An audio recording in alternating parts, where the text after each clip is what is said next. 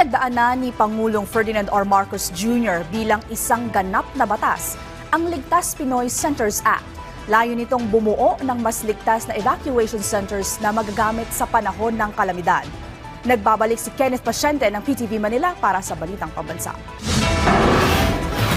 Matapos ang magkakasunod na pagtama ng malalakas na mga bagyo sa bansa, hindi maikakaila na milyong-milyong mga Pilipino ang naapektuhan, kabilang na ang pagkasira ng kanilang tahanan. Kaya para matiyak na may makakanlungan ng mga apektadong individual sa panahon ng sakuna, pinirmahan na ni Pangulong Ferdinand R. Marcos Jr. bilang batas ang Ligtas Pinoy Centers Act, na naglalayo na makapagtakda ng mga evacuation center sa iba't ibang syudad at munisipalidad sa bansa na matibay at may kakayahang magbigay ng pansamantala ngunit ligtas na tirahan para sa mga mamamayang naapektuhan ng kalamidad. Bagaman hindi target na magamit ang ganitong uri ng mga pasilidad, iginiit ng Pangulo na dapat pa rin mag-invest sa naturang mga infrastruktura. We need to ensure that the evacuation centers sufficiently respond to the needs of our people affected by calamities and other such emergencies.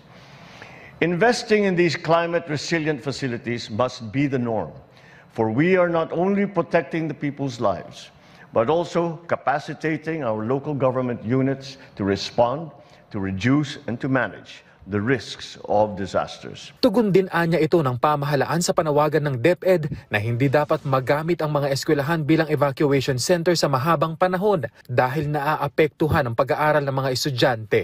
Schools are supposed to be sanctuaries for learning, creativity, and growth. They should not also bear the burden of being makeshift shelters. With the enactment of this law, we heed that appeal and commit to only using our schools for the promotion of our students' welfare and development of the education system. Kasunod niyan, inatasan ng Pangulo ang DPWH para sa napapanahong pagtatayo ng mga evacuation center na nakaangkla sa National Building Code at nakabatay sa pangangailangan ng isang lugar. Dapat din anyang maging climate change resilient ang mga ito, lalo't mas tumitindian niya ang mga bagyo. Samantala, tutugunan din ng pamahalaan ang hinaing ng mga estudyante na apektado ng mga sakuna at kabilang sa mga lugar na nasa ilalim ng state of calamity, sa pamamagitan niya ng pagpapaliban ng pagbabayad ng kanilang student loan nang walang penalty at interest, lalo na tuwing at matapos ang bagyo. Sa bisaya ng Student Loan Payment Moratorium During Disasters and Emergencies Act na pinirmahan na rin ng Pangulo. Ayon sa punong ehekutibo, paraan ito para maibsan ang financial burden ng mga estudyante at ng kanilang pamilya. The benevolence of this law allows the disaster-affected students and their families to have a breathing space as they recuperate and rebuild their lives.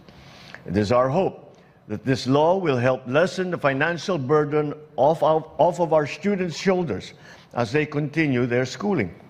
Direktiba naman ng Chief Executive sa CHED at TESDA na tiyakin na hindi maaantala ang pag-aaral ng mga disadvantaged na estudyante sa harap ng kalamidad. Kinilala rin niya mga lehislador na tumulong para maisakatuparan ng naturang mga batas na tutugon sa pangangailangan ng maraming mga Pilipino.